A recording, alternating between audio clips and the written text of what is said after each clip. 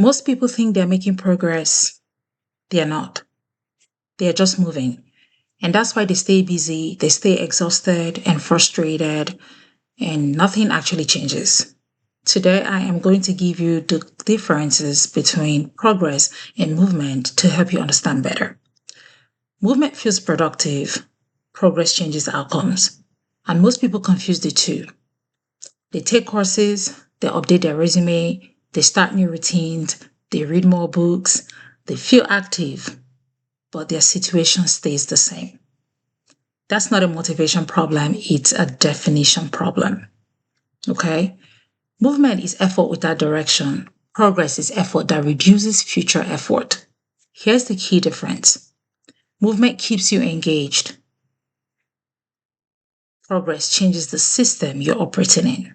With movement, you have activity after activity. Progress, you just change the system you're operating in. So, if you stop for a moment and ask yourself this important question, if I keep doing this for 6 more months, will my options actually change? If the answer is no, that's movement, that's not progress. To also give you a little bit more example of how these two, can be applied. In career, for instance, if you're updating your resume every 6 months, every few months, if you're applying to more jobs, if you're taking another certification, that is a movement. If you're doing all those things and you're still in the same position, that is just movement. But if you're changing the type of roles you're eligible for and you're building credibility in a specific direction, you're reducing how often you have to apply at all, that is progress. When it comes to money, some individuals also make movement, like budgeting harder, tracking every expense, cutting small costs. That's movement. With progress, you're increasing your decision margin. You're reducing financial pressure points, and you're designing income and spending so fewer decisions are needed. How about personal growth? With movement, people are consuming more content. They're trying new habits every month. They're staying motivated. Every new idea seems interesting. Every month, they're rolling out with new things.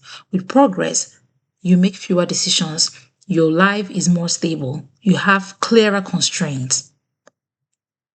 I'm going to offer you a reframe. Progress doesn't feel exciting. Nope, it does not. Movement does, because with movement, you get feedback. However, progress gives you leverage. That's why people chase movement. They avoid progress without realizing it. Subconsciously, people avoid progress. So, here is how you can apply this, and here is a simple rule that I want you to use immediately. Before committing to any effort, I want you to ask yourself a very important question. Will this change my position, or will it keep me occupied? If it doesn't change your position, your income range, your role option, if it doesn't change your time pressure, if it does not change your decision load, then it's probably movement. Progress makes future choices easier. Movement keeps you busy choosing. So, if you feel tired but unchanged, you do not need more effort. If you feel tired but unchanged, you don't need more effort. You just need to redirect where that effort is going.